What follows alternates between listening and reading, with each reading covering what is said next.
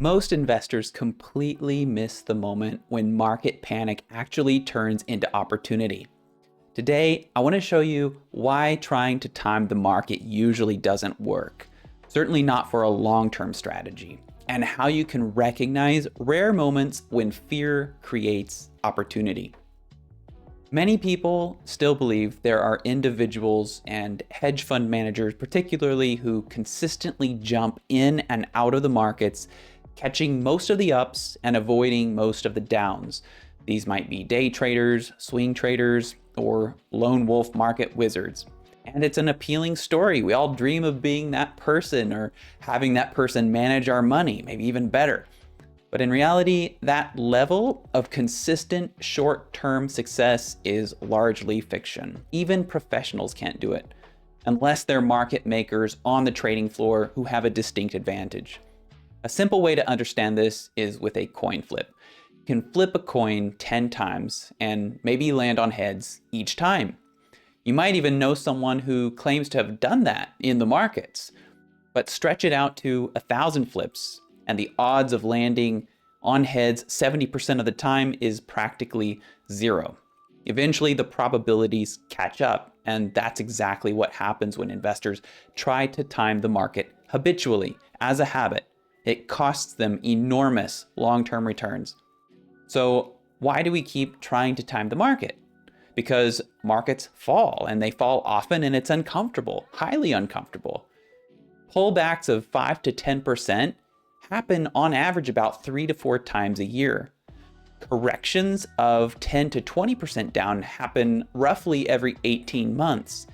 And bear markets, the big one, 20% or more, happen on average about every 4 to 5 years. Now that 4 to 5 years is just an average. The deviation from that average could be a bull market that goes for 10 years and then experiences a bear market, or it might be a bull market that only lasts 2 or 3 years. So remember, these are just averages, they're not rules of thumb.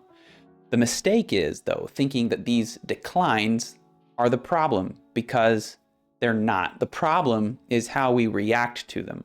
Most short-term declines, things that aren't bear markets, those pullbacks and corrections, are driven more by fear, by headlines and psychology, than by fundamental economic deterioration. And the good news is, because they're sentiment driven, they often rebound just as quickly as they drop. The real danger is pulling out of the market and missing the rebound, especially if we're invested for the long term, which most people are. Missing the rebound means missing the very days that make the biggest difference to your long-term returns. Missing just a few of these highly important up days, which cluster around the big down days, can cut an investor's returns in half over the long run. This is where a little known indicator can help. The percent of 52-week lows in an index. Let me explain.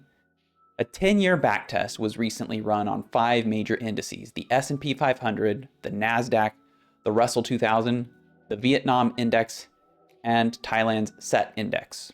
The author of this test was a man named Pongpat Kamchu. I hope I'm pronouncing that correctly. He's from Yuanta Securities in Bangkok. He looked at the percentage of stocks hitting new 52-week lows. When that number crosses 30%, historically, it often signals a panic sell, a moment when fear is indiscriminate and roughly 1 in 3 stocks has broken down. But after those panic moments is where it gets interesting. He noticed that outsized rebounds have been more common. So if an investor had bought and held for 20 days following the crossing of that threshold, they would have experienced a 77% win rate with an average 4.67% return. For a 60-day hold, they experienced an 89% win rate with an average of 13.85% return. For a 100-day hold, it was 70% win rate with an average of 11.98% return. So the sweet spot here in this test was about 60 trading days, roughly 3 months. He also noticed that US markets tended to bounce stronger while emerging markets experienced panic more often, but rebounded less sharply. The takeaway is that widespread fear creates opportunity. So here's the good news. You don't have to guess when a panic is happening. Here's a simple way to check. you can go to Yahoo Finance's top recent 52-week lows screener. Count up how many stocks appear, compare it to the total number of stocks in the index you follow, and see if these are the same stocks, if they're included in the index. So for example, the S&P 500 has about 500 stocks in it. If about 150 of its constituents are hitting new lows, that's 30%. Historically, this is where short to medium term recoveries are more likely. Now, the goal isn't to blindly buy every dip, it's to recognize moments when widespread fear has run its course and opportunity is emerging. Now, you might be thinking, what about 2008 or 2022? Those didn't rebound quickly. Well, 2022 actually did have moments where it rebounded quickly and it was involved in part of this test. But that's not to discount the fact that sometimes these downturns are not just pullbacks or corrections, sometimes they're leading to a bear market. No indicator can prevent all losses. That's why a disciplined, consistent framework matters. Market analysis is not about mastering one single indicator or fundamental data point. There's no one size fits all. There's no holy grail of investing. It's not about perfection, but it is about playing the odds over the long term. It's about winning more than you lose, and when you do lose, not losing more than the upside was worth.